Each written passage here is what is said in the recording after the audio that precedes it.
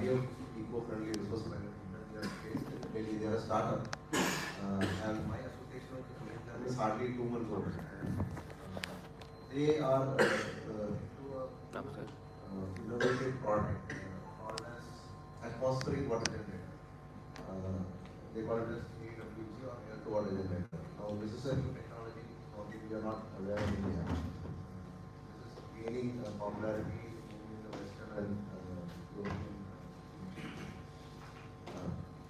What this product does is, the aim of the product is to give good, clean, potable drinking water to a large, vast population across the globe who do not have access to good, clean drinking water. I think we have seen mostly in our country, in rural areas, where people have to travel many miles to fetch water. This might not be the case in cities like that we are currently residing. We get piped water to our facilities in campuses, but this is not the case in rural areas. So the technology basically extracts the moisture from the atmosphere using a typical condensation circuit.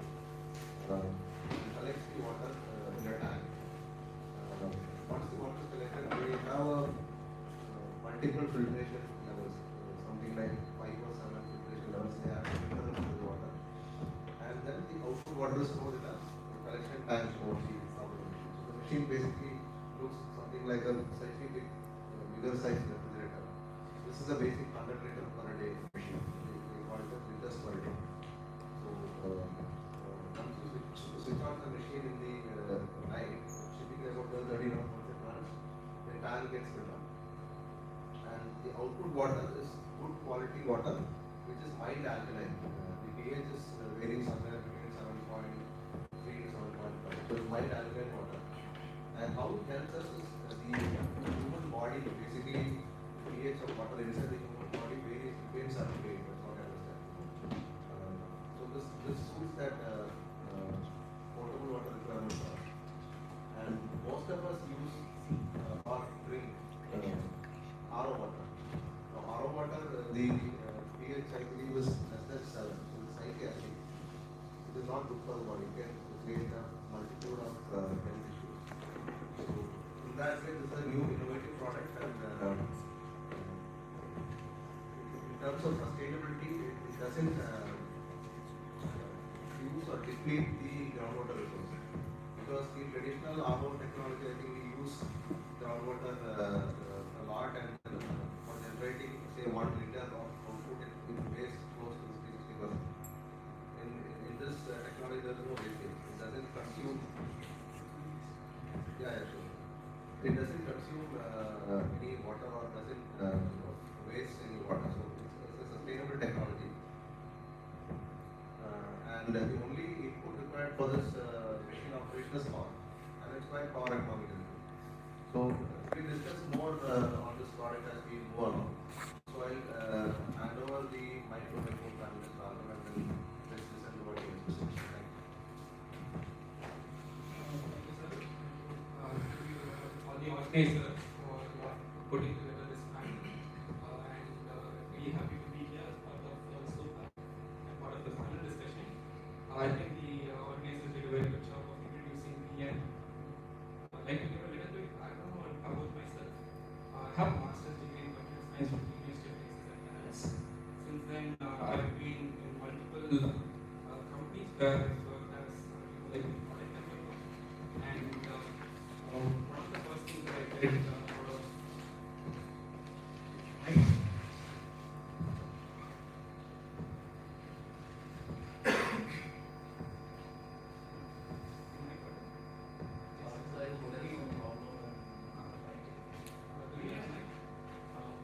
they are working on it. I think let's just handle it because I hear the small audience. Can you able to hear us, guys? Yeah. So right from the start of my career, I've been really lucky to have always worked with companies large or small, where there's always been a very entrepreneurial mindset.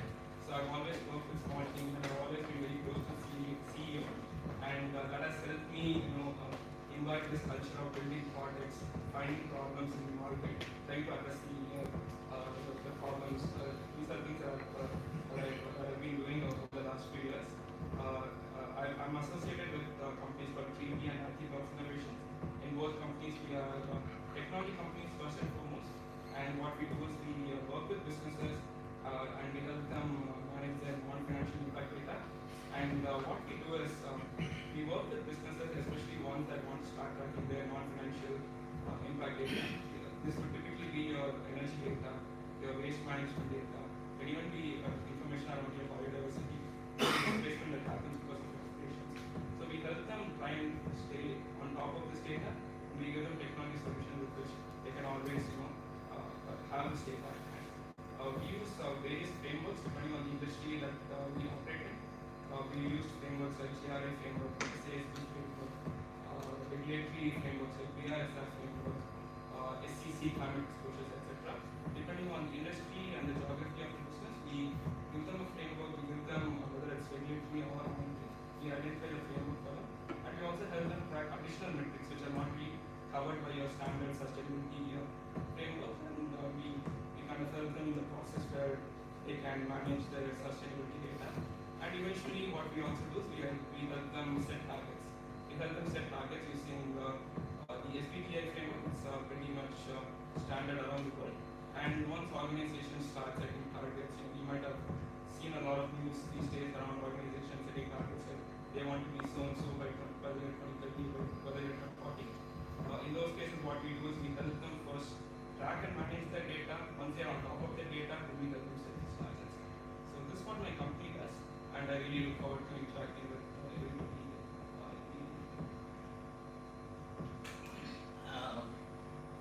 Thanks for the organization first. So I just want to keep it informal so we can interact a bit better.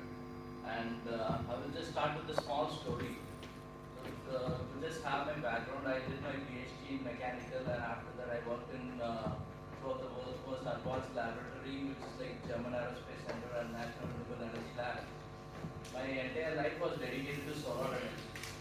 So I was working in technologies to print things on Moon and Mars, where we can use solar energy to melt sand, and then we can make astronaut habitats. There was another team which was working on it.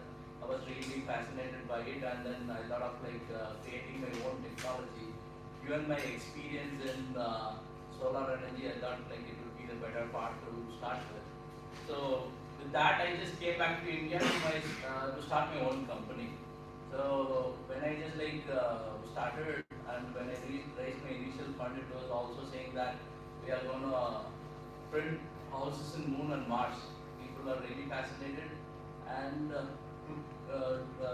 be hit with reality, when I just spoke with my mom, and then I asked my mom, this is wherever I go, I just tell this. I asked her to tell hypothetically yes to live in a place where we can print it with solar energy and it will be more sustainable, and it is better than whatever which we are living. But she didn't even hypothetically tell a yes to go with. And after that, we thought, okay, the path to sustainability is not the path 100 at the first place. So it's a simple joke where you cannot take the 1 crore rupees in the property this thing, right? So you have to go by step. So that is when we realized, okay, we have to go from the ground up, and we have to cater the people in need right now. So those are the people who are we want to give affordable housing. That's real housing issues, and that is why we have introduced materials like cement with a little bit of sustainability component in this by adding fly ash and different types of components. And after that, we are also introducing geopolymers. Geopolymers is the one which can reduce 90% of CO2 emissions, right? So these are the technologies that we have already introduced in our company, and we have developed India's first on-site 3D printing robot. You guys are from IIT. I think you might have heard about Pasta. So they are doing it off-site. What they do is they do it in a lab, and then they go on print it in a place where they can assemble your Lego blocks kind of thing. So we are the first company in India to like bring a robot on site and then start printing it on site actually. And after that, we are also not stopping there. So we are like also plastering and painting the system with our robot which we have developed. And we have developed a demo project in Crescent Incubation Center, which is like made using our 3D printer. And if you guys are interested, you can come and visit that. And looking forward to have a lot of discussion with you guys. And it's also a very small group, open to answer and like interact with our panelists. And we want to be like interactive, not like sitting in the morning and then having some like deep sleep, and we want to disturb you out of it and then have some bit of more interaction. Well, thank you all of you to open up. And I believe I should also introduce myself because you might be seeing me for the first time. My name is Chandan Sarangi. I am a faculty in civil engineering and in the environmental division. Right? I joined in 2020. Before that, I was in US in a DOE lab for 4 years. I was doing atmospheric science stuff, very close to atmospheric water generation, solar energy. Presently, my students are actually doing research about how air pollution affects our regional climate. So, means everything that you emit is also affecting the entire solar budget and hence the climate. So that's the path we are researching on, where all the topics that we are hearing are some components of that. We do a lot of data analysis, as you are saying, but so what I'm trying to say is, I hear these terms from a very academic perspective. And this is a very good place to also understand how businesses are developed around these terms, right? So before going ahead, and as I also believe it should be more interactive, I would like, so you have organized, like obviously you have organized and brought us here, so you have organized a panel on sustainable business practices. How well you understand what is sustainable business? Can anyone pitch in? What is sustainable business? By your understanding. Then we'll also go ahead and see the actual business owners, how they believe, what they believe as sustainable business. Anyone? Yeah. I guess something you can do for a long time without, destroying the environment in the process. Something that keeps your grounds for business sustainable. Oh, so you mean to say the business should be sustainable? No, like the environment the business is located in, like all of us are stakeholders in the planet and the environment, right? So in the process of doing business, so that we don't end up destroying the things that we rely on, I guess. So means sustainability of the planet. Yeah. While doing all commercial activities. Right? Any other aspect? Having less social and environmental impact of our business. What is the social impact and how does it affect the environmental part? It's like we're not focusing on our profit rather than we are thinking of society also. Like the poor people don't have problem with it. Very good. So yeah, there is always a social philosophy behind this businesses. So keeping that philosophy in track to our sustainability, because if you get more greedy, obviously you cannot be doing things right for the planet. You are coming from that perspective, right? Yeah. Besides the environmental part, you all are a part of disruptive industries itself. So how are your businesses sustainable? Like as in businesses. So like you mean to say that if we focus a lot on the good part of the business, then how to sustain the business also, the productivity, the employment chain, the entire chain system, supply chain of the businesses, right? Very good. Anything else? So overall, we understand what we are looking for, right? We want businesses because that's how we sustain our living standards. Human has come up with a very far in his living standards, and now even if we understand that there is problem, we cannot let go of our business living standards first of all. Like it's very easy to go back to our village system, leave all these cars, leave all the leave all these lights now, and then it will automatically the entire day-to-day activity will come in the purview of sustainability. But what we are discussing or debating or what the world is trying to understand, can we keep our standard of living and cut off which is not needed and make everything sustainable around it, where the business practices come a lot of way, right? And now I would again like we should go one round and we understand what is sustainable business. To have those business, those sustainability, you are trying or the companies are trying to bring in some practices, right? So if you can give one example of concrete such practices which you have seen coming into picture and being sustainable as they are saying. Like it's not just like some I have some prompts from these students. So one student has rightly put it up. The businesses ideas are multiple, but the scope of scaling them are rare. Right? So to start with some examples will also give us the context to discuss more. Yeah. We can, anyone can.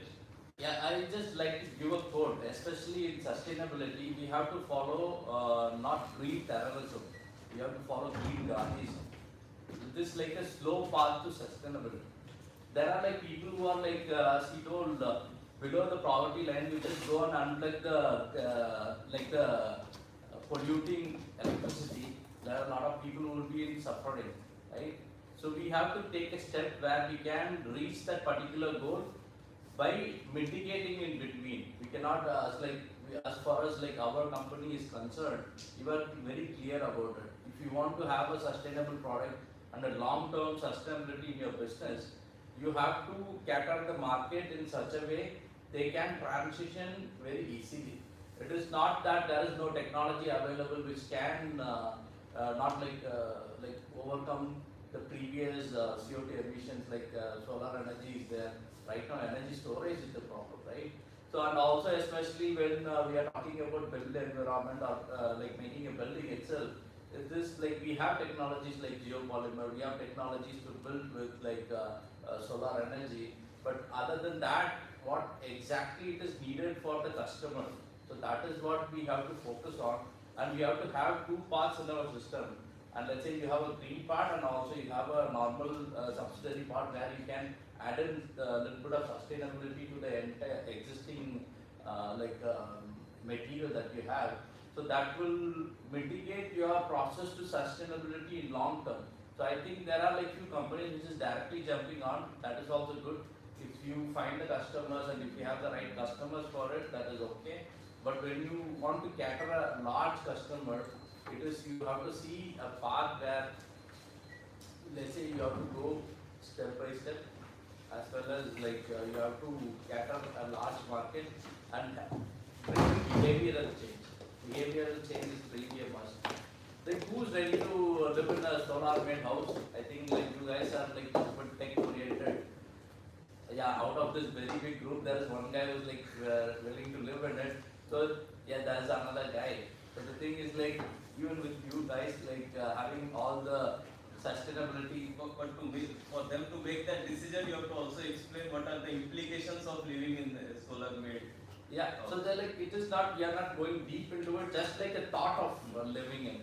So the thing is like the thought of living in a solar made house itself, it's like making with sand.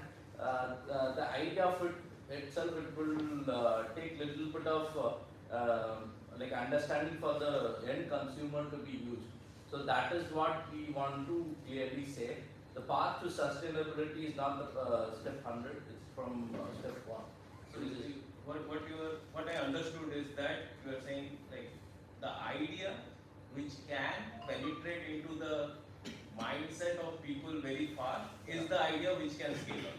Which can scale up, and also you need to have the technology that can scale very easily. So these are the two sets. Only thing is like technology nowadays is not very big deal. Mindset, changing the mindset of people is really needed. That is like one thing. Yeah, this is a very good point I believe. Definitely, I think what my fellow panelists said, starting from 1 and not really go directly to 100, that's very important. And there are a lot of technology solutions for solving a lot of problems that we're facing today.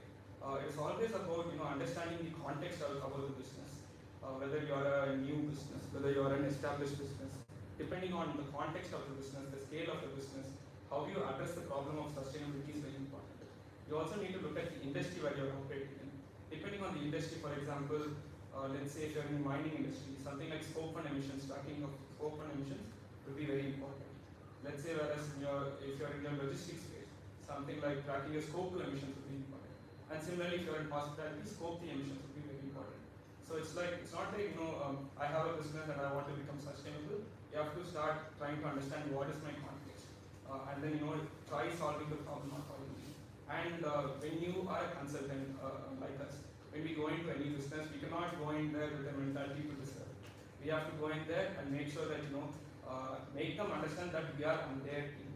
We have to slowly start imbibing the concept of taking up business practices, taking up business operations that are actually sustainable in nature. We have to be upfront about the cost of large capital expenditure that they may have to do, and then you have to give them case studies.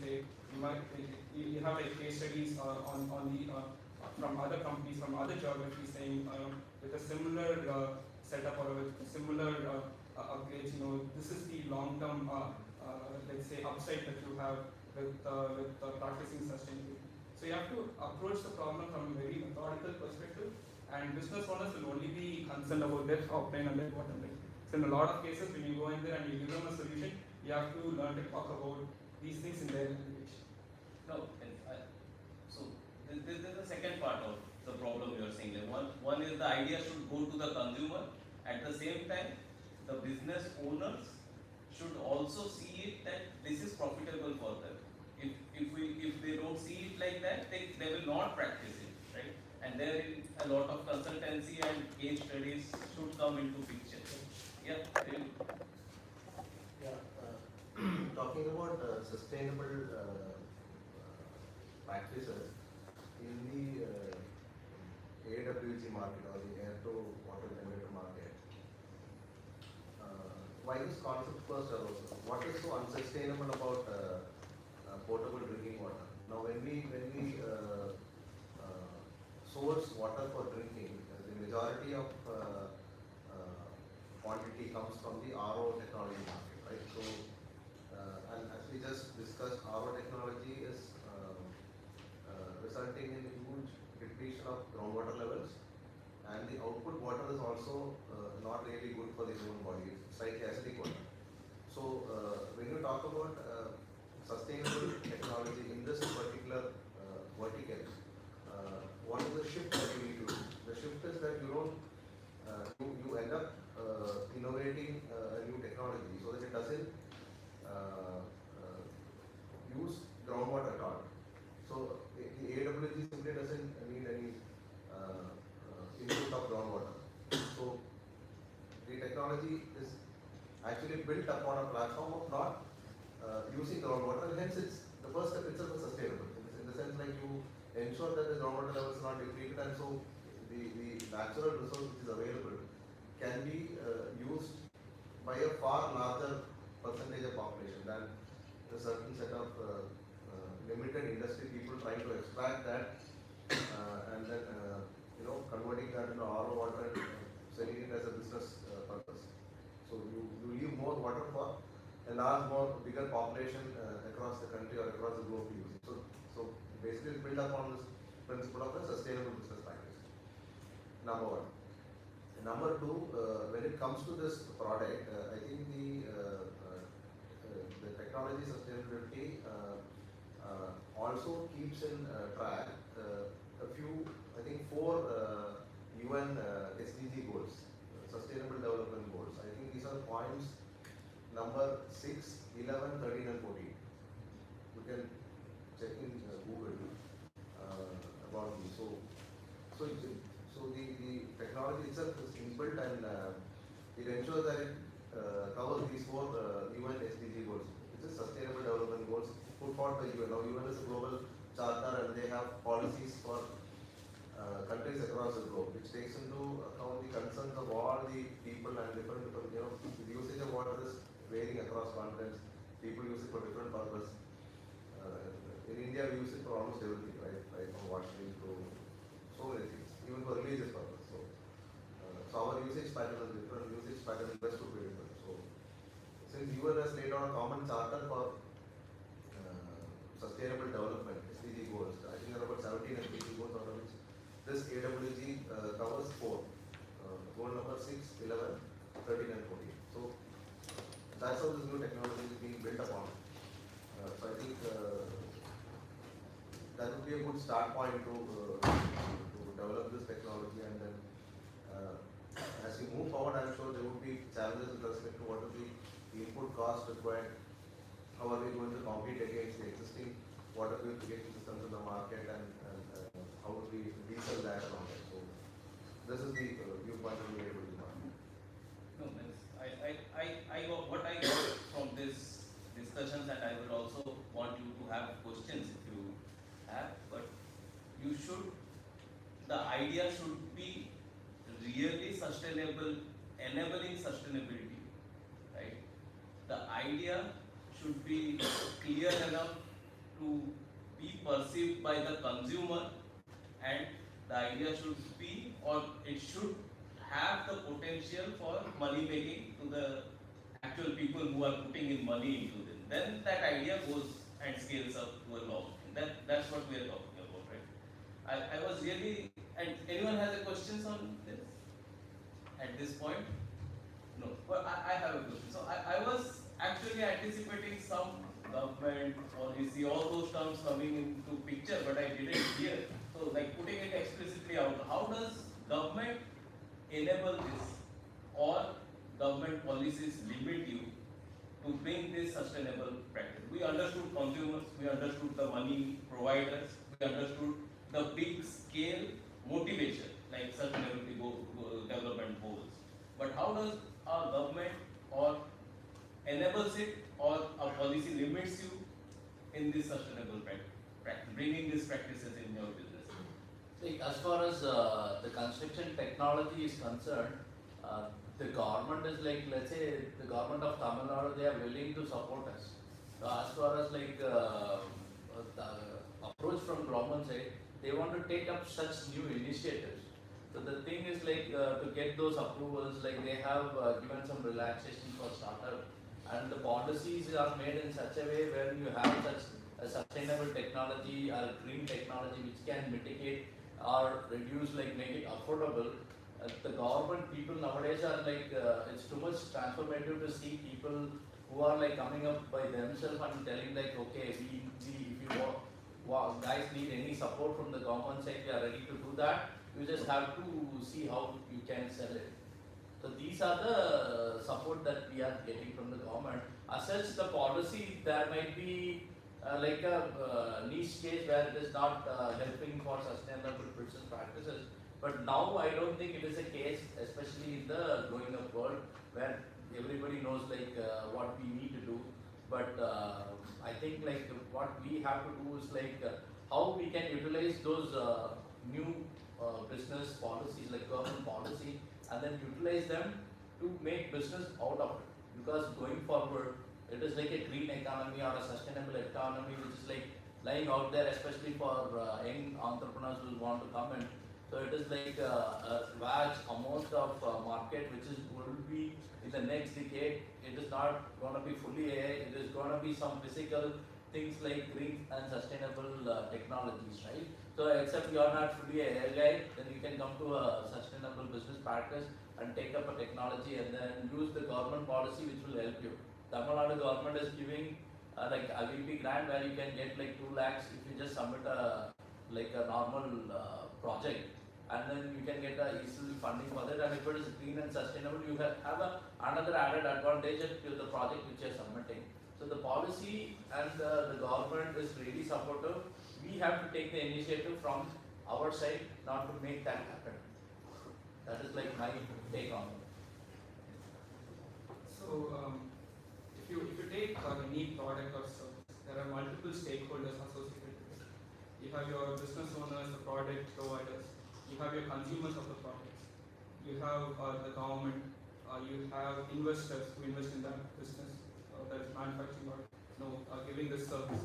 and then you have other stakeholders like investors and banks that are investing in them. So if you look at all these different stakeholders, uh, there could be multiple ways with which the sustainability nature of a product or a service could be different. There could be market power. There could be policies that come from your industry stakeholders. There could be policies, regulatory requirements that come from the government, etc.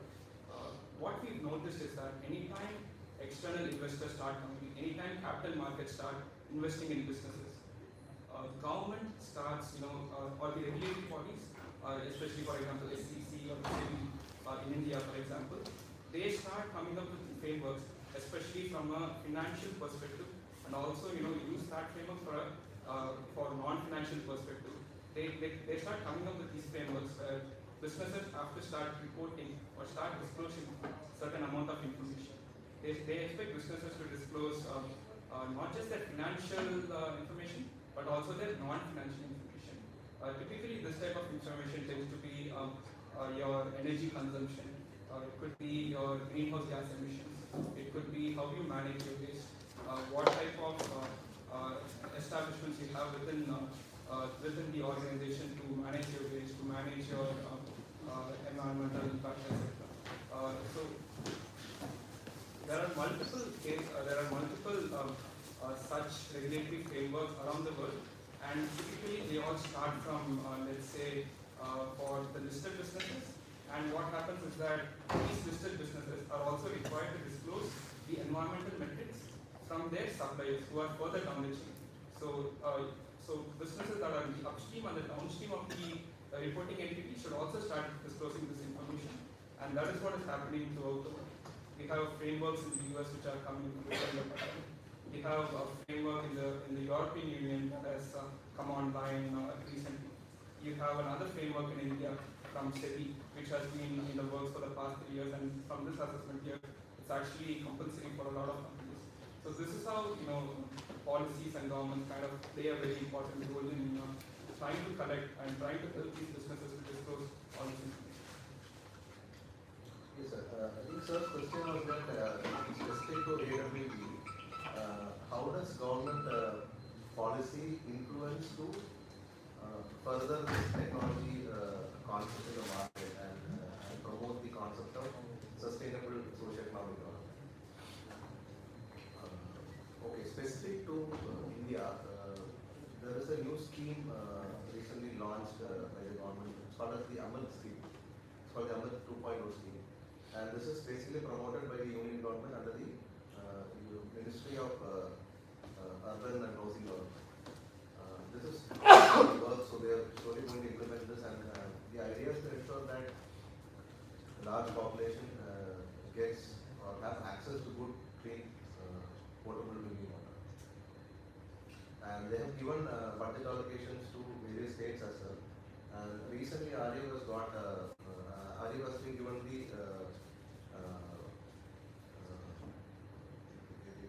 responsibility of implementing the scheme in Tamil Nadu state, and they have recently got an order from the Chennai Corporation for putting up a AWB product in one of the government schools. So this is how the government policy, both the union and the state government, helps in promoting a technology which is based on a sustainable plan. On the global level, I think UN has already put some sustainable development goals. So there are many companies working on this platform and promoting technologies across the world. But in India, I think RU is one of the pioneers. Yeah. What we are hearing, or what I understood, is that everyone is enabling these practices, right? Let it be state government or central government or overall the global mindset, right? Everyone is trying to bring in more stricter regulations as well as promoting policies so that these practices can come into like day-to-day activity more, right? That's what you are trying to convey. So, you have any questions on this, students? But I am still not convinced actually. I feel like whatever I am hearing since half an hour facing day-to-day challenges? Because this is a very new concept, I would say, relatively new concept. We are talking about business practices like thousands of years in mindset. And sustainability has, like that mindset has been taken over by last 400, 500 years of business practices. So now this is a very nascent phase of it. So what are the actual challenges? Like if you give us some very practical challenges that you are facing and how the companies are thinking about to solve them, that will actually help the listeners. Right? Obviously, every day you must be seeing some challenges, you must be thinking around it and solving it in the way to enable not leaving this sustainable practice, but to enabling this sustainable practice. Right? I know this. If I'm able to convey, because I think Yeah, there like, should be practice. yeah, I do get your point. Like, especially I can tell you like what we face as a problem. As like from the beginning, is like few of the main factor that we face, especially from the developer side, or when we go and market it to the general consumer. It's not that uh, then they don't. It's not about like the scientific data, how much ever you have. It's like from the beginning, it's like the mindset of people.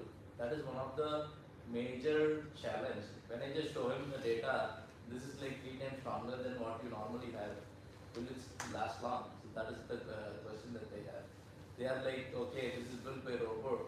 Nowadays, robots, even you build by robot, even the building which is built by man is like falling, and now you are sure that it is not going to fall down. But the thing is like we have to teach them how, because like mistakes come when you have a human labor or like human mixing which is involved in the concrete system. So even if you just slightly change the mix proportion, there might be some difficulties to get the strength what is supposed to be. So these are the things which we have to keep on educating. One thing which we really feel as a pain point in our particular journey is like how to convince a customer, especially when they want to live in a new type of system. So that is like a mindset change. And other than that, it is like that is what I just keep telling from the beginning. It is like once you have the customer in place, you can create policy, you can create technology, you can create everything. When you don't have customer who's like really convinced to take up something new, and you have to do little bit more convincing than your normal, like if I want to sell this paper food, it's very easy to sell that. If I just like make something like more healthy and then tell that it is sustainable and taste crappy, let's say if it is gonna taste good also, if you don't have the proper branding or proper teaching which has to be done, it is like the main entry barrier for business, like new businesses, not like happening for traditional businesses. For new businesses, it's like the mindset which we are playing, and also Also the prices. yeah, If price. you are providing a raw original stuff, Yeah. the pricing will always be. That is like really a good point. So one thing which we want really proud to say, like if you want to build your house tomorrow, we can able to build your house at like 2,000 rupees. Let's say if you go to a big developers today, and they are charging like 2,400. And right now, because we are in initial stage and we want to get some behavioral change, so we were thought, okay, we will reduce our profit and we will encourage people to come into such practices. So we thought giving a 20% discount what it is generally going on. So we are the only company who's like, because of our technology, we are able to reduce the price that much. We can able to build your house for 2,000 rupees per square feet, which is like we are like speaking with developers. That particular price point is little bit attractive for them. So, but thing is like they are, and at the end stage they are going to sell it to the customer. So these are the two mindsets. Though we can able to come up with a price point which is really attractive, and it is like still a mindset which is like we are acting. Is this price for individual houses or for bulk houses? It is individual house is what we look at. Like it's not about if you are going for bulk, it might go a little bit lesser also. So why I asked is like if a developer is involved, Yeah. and he might be selling at a higher price again. No, we are like very clear about it. Like let's say this is for a affordable housing. So So what we told is like we can able to reduce our like cost, but at the end of the day, you have to sell at what you are planning to sell. Then only we will sign an agreement. Yeah, because you have to also see the middleman, cut Yeah. it out. Yeah. Otherwise, what you are trying to convey will not. Yeah, because what they thought, okay, because the construction price is going down, they can take that 6 lakh or like the 20% to their pocket. We were like very clear. It has to reach the end customer, not the middleman who's like trying to make the business out of it. So that is like one of the things which, as a founder or as a company, which we inculcate into the system. So that is like very Thank you. good. This example clearly shows like how many hurdles you have to think of and also tackle them Yeah. to convey that part, right?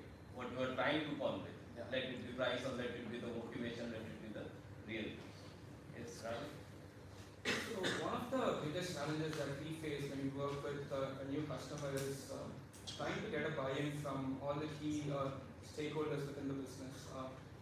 Because end of the day, whatever we try to pitch, unless there's like a regulatory requirement, they need to know what is the upside of tracking their sustainability data.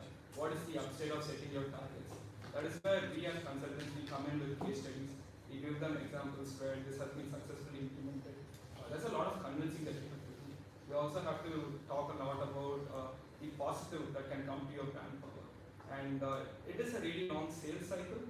And we've always seen a pattern whenever we've been successful in meeting a sale, is that if there is like an internal champion who's influential, who's aware of some of the things that we are talking, it definitely helps us make the sale that much faster, and also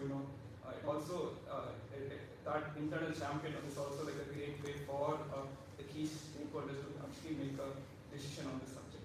But then there are also a lot of other challenges even after we come in. For example, collecting the data.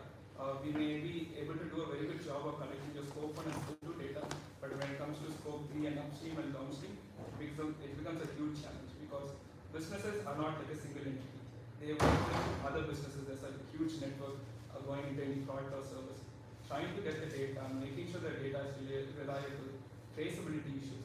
These are all real day-to-day challenges that we have to face, and that is where we have voluntarily adopted technology solutions to make sure that whatever insight that we give to our customers is actually backed up by real data that exists either in our systems or within the business's systems, or at least even if it's anecdotal, we give as much of reference to real life research as much as possible.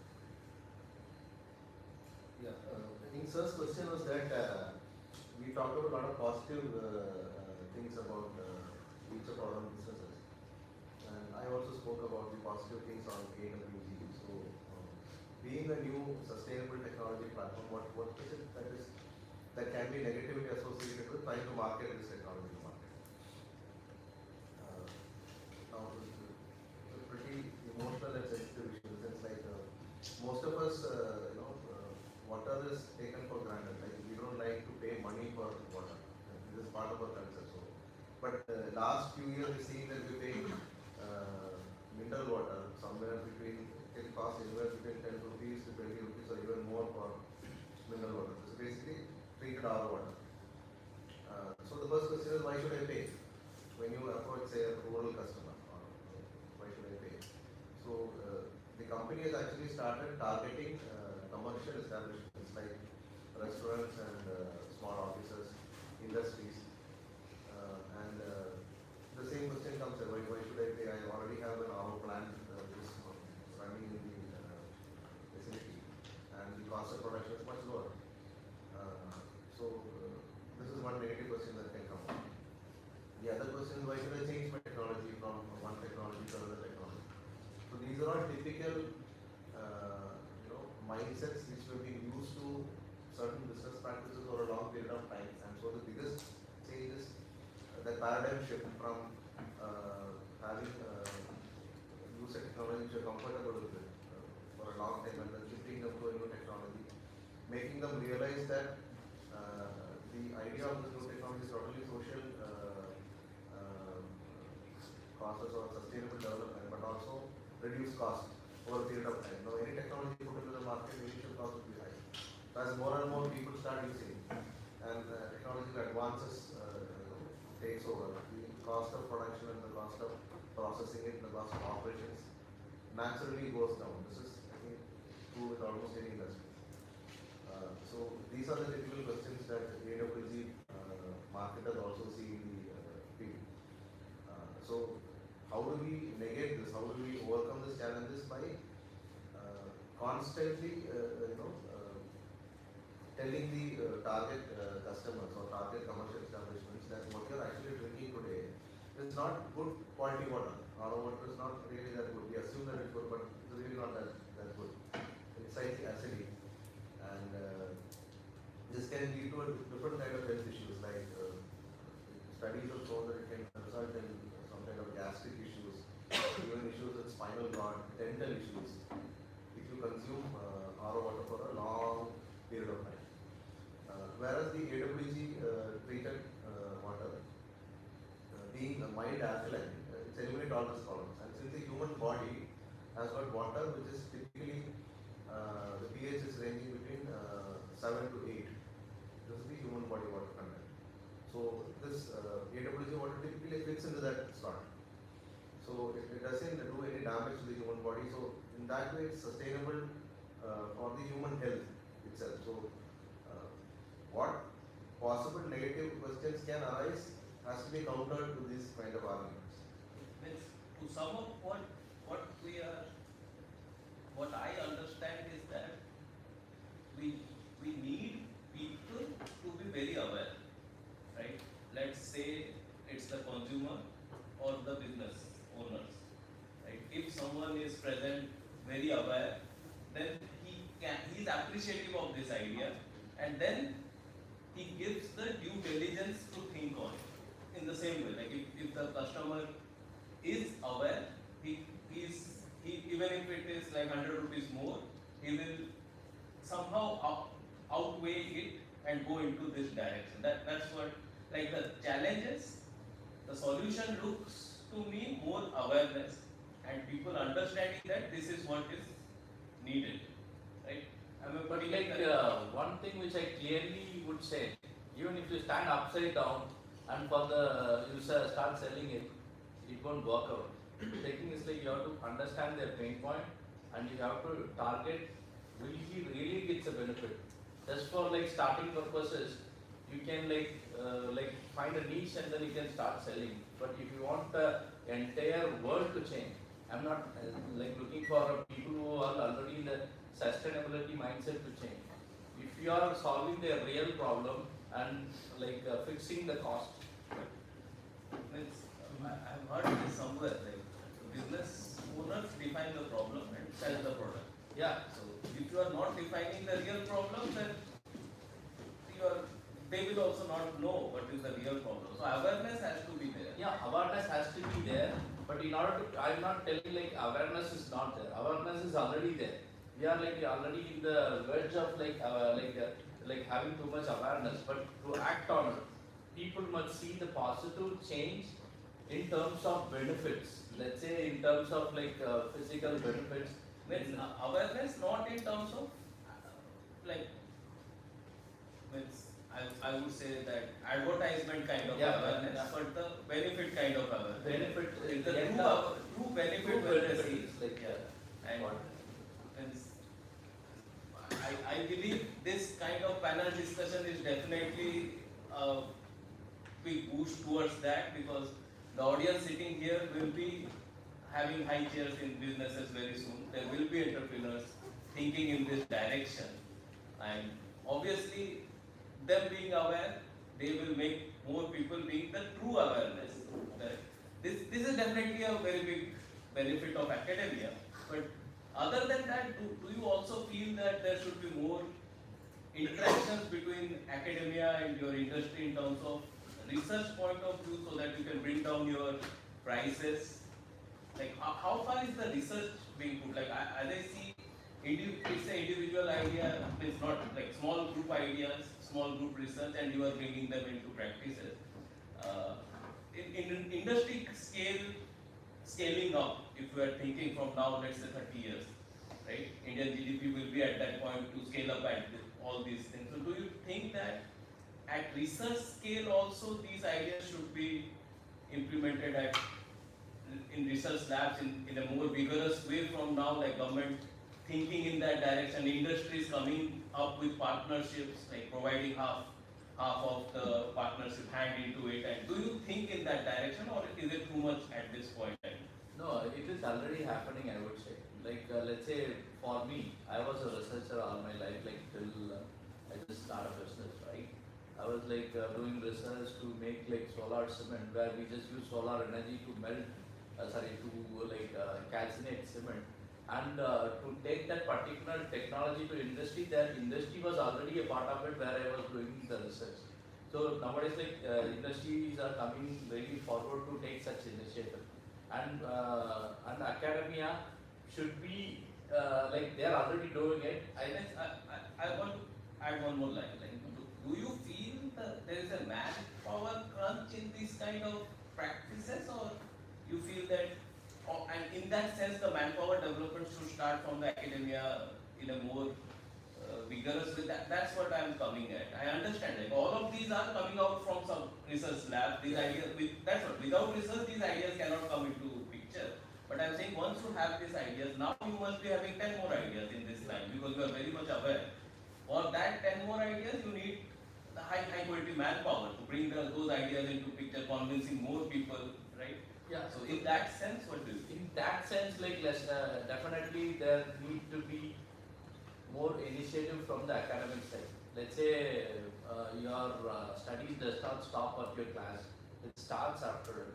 So, and then you should start interacting, and you should be aware of whatever the technology which is really at being practices, and how it is like helping people. And those are the things which you have to really go through each and every day when you just come up with the new technology which is being taught in your class. And after that, you have to see what kind of technology is being used, especially in this kind of area, and explore. And you have to gain knowledge. And in order to mitigate, because going forward, whatever the job which your father and mother or I would be doing, would not be the same job which you guys will be doing. There is no training for it. You have to come up with your own knowledge and mitigate those things. And it is like, although the academia is trying to push, it has to be pushed from the students as well. So the students, if they push, definitely academic institution will come in and then mitigate those things. So it has to be take from both sides. That's what I believe. What I've seen in my line of work is that when there's a lot of scope for adopting technology solutions. Wherever possible, we try to use open source solutions. And there are a lot of open source tooling opportunities for students to, to kind of participate and start contributing from a software perspective, from an open source perspective. This is one of the simplest things that students can do. Besides this, from an academic manpower perspective, if you look at the entire world of carbon accounting, life cycle assessments, when you look at the activities and the projects, there's so much work that needs to be done. When we work with a new industry, we work with averages before we can actually compute like the actual GHG footprint or the life cycle assessment of a particular project. This is where academic institutions can really help us a lot by doing statistical modeling and using regression models. So it's a very blended field. You need people from the environmental side. You need people from the statistical side. You also need people from a product perspective. So this is where different people from different industries can actually come together. Different branches of academics can actually come together. And from a student's perspective, I think there's plenty of scope, both from a tooling perspective and from also a research perspective.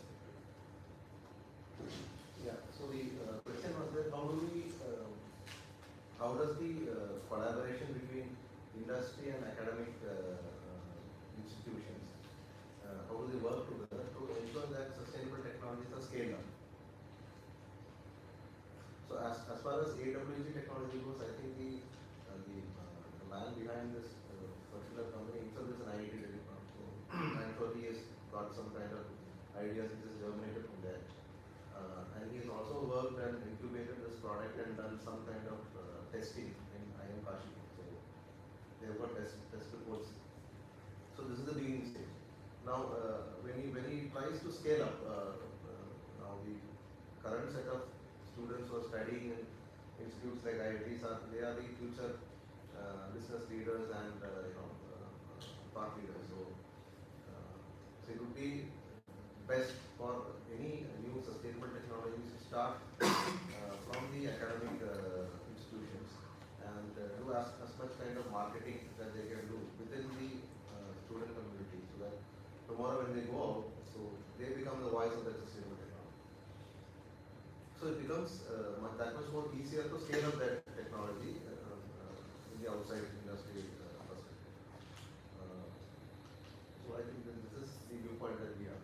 No, it's, me being a person from academia and also part of the system which is going on here, what I will put forth what I feel, and we will, I think that will also enlighten this discussion. We feel like our research scholars, when we start a research in lab, it is always influenced by some idea, and we want to explore more. If it is a fundamental science, we want to explore a new fundamental question. If it's the technology side, we want to see the cost and the engineering part of it.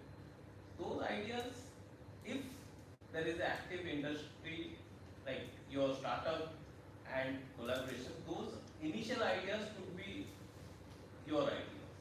Right? You are stuck at some point.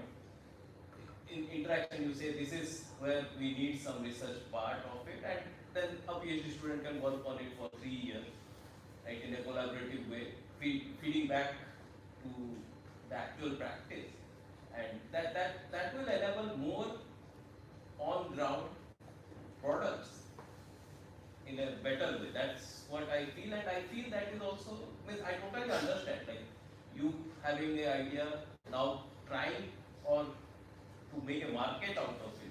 But once you have done that, I would say also think in the other way, like next idea that you want to market, these manpower could be a very great asset, and that will also germinate the understanding of it. Now we know maths, physics, chemistry because it was done in that way, right? It started somewhere. Before that there was no PhD degree. Like Einstein never got a PhD degree, but now we installed a PhD degree. Now to understand it's now systemized. In this way, like sustainable business practices can be systemized in the academia process. That's what. And I think we had a very good discussion. And with the noting, I understand we are also up with our time.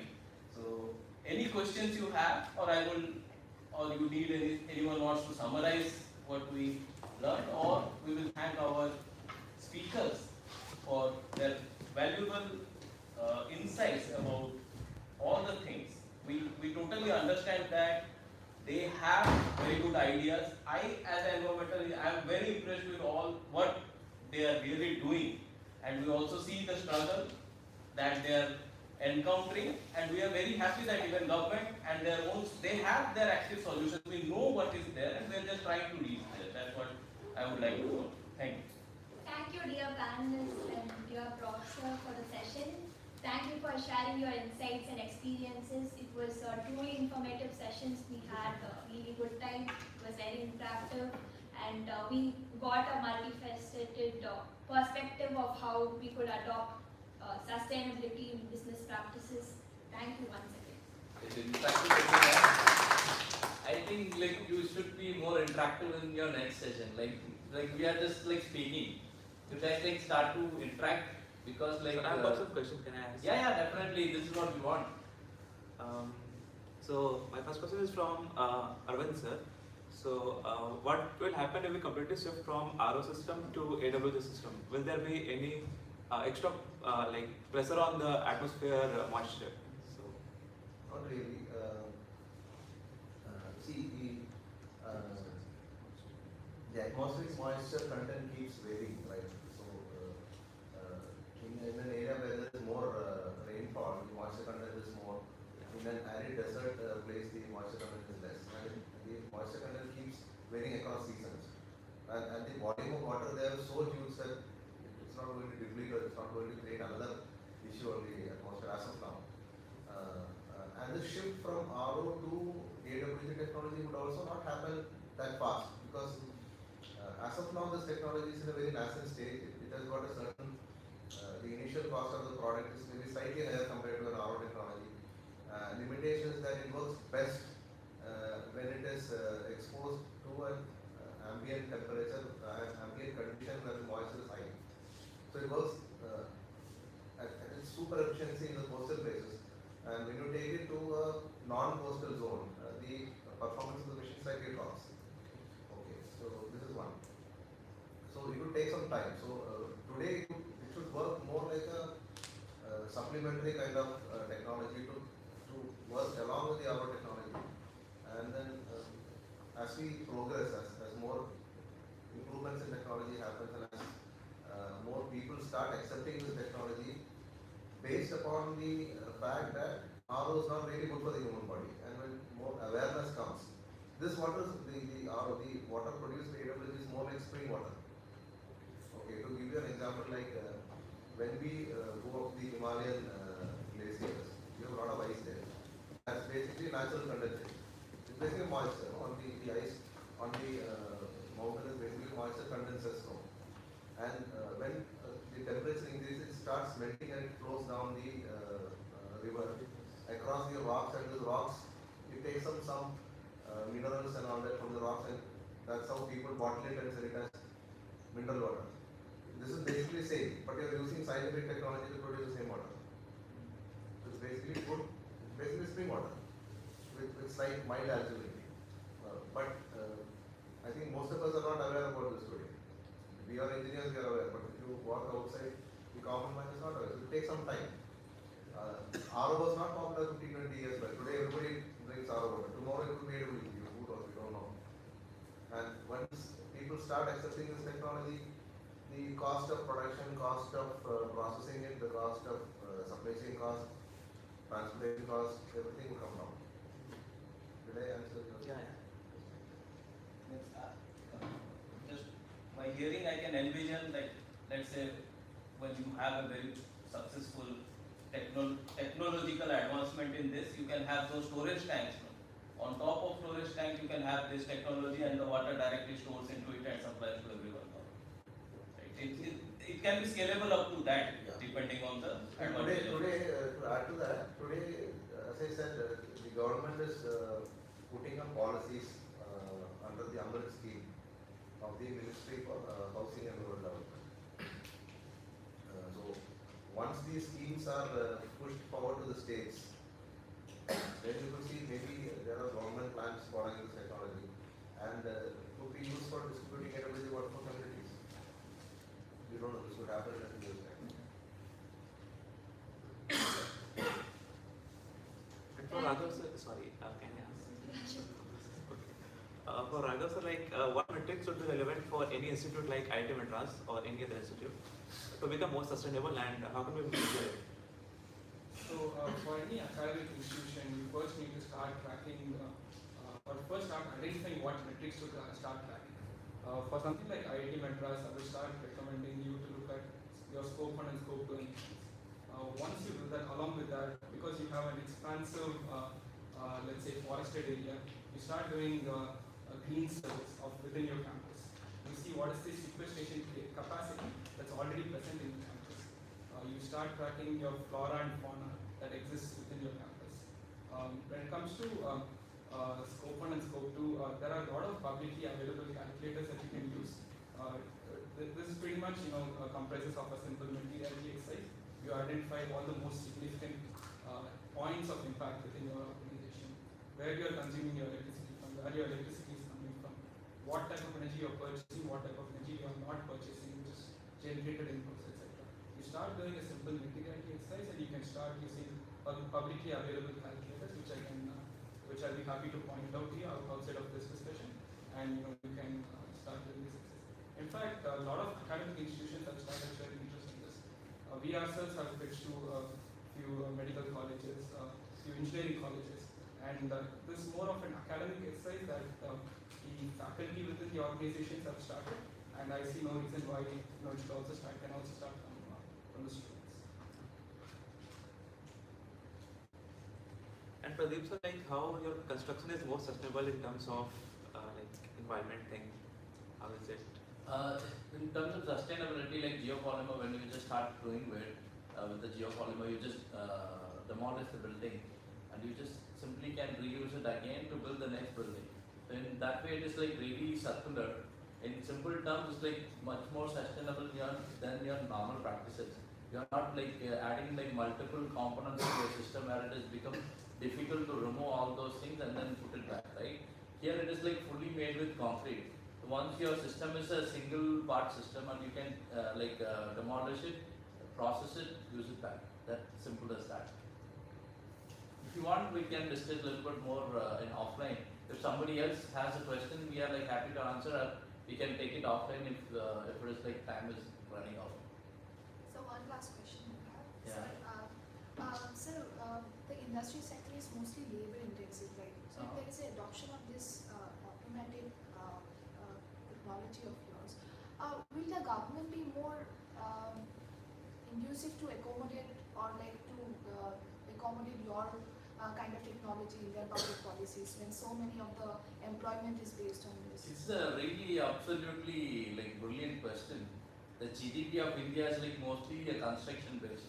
I don't know the exact number, my co-founder knows it.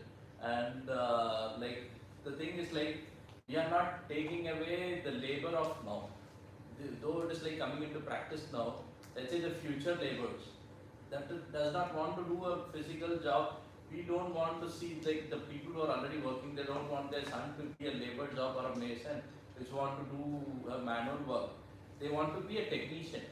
So we are just mitigating the future so that a lot of people like women in construction. Women in construction is like nowhere you can find out like they'll be like simply doing labor jobs, right?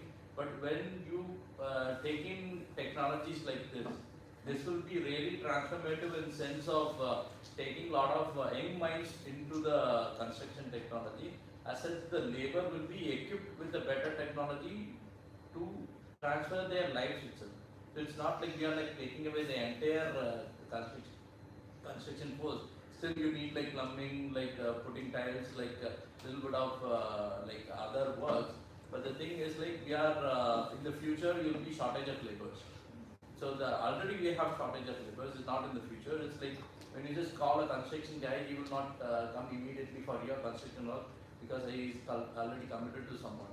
There is already a shortage. We are like trying to mitigate the shortage and equipping that particular labor with a better technology so he can have a better life in the future. And that is how the government is like positive about this particular change. Any more questions? Yeah, I had one for Mr. Pradeep Kumar. So basically, you said this, and there's a basic sentiment with newer technologies that you want to get rid of the middleman. But there's also the issue of marketing, which is there. And traditionally, in traditional businesses, it's the middleman that helps overcome these issues of marketing and distribution. So how do we consolidate these two for the newer technologies? Like I didn't say that like we want to eliminate the middleman. We want the middleman where like developers are there because we are not good in selling like houses, and we also don't want to sell houses ourselves.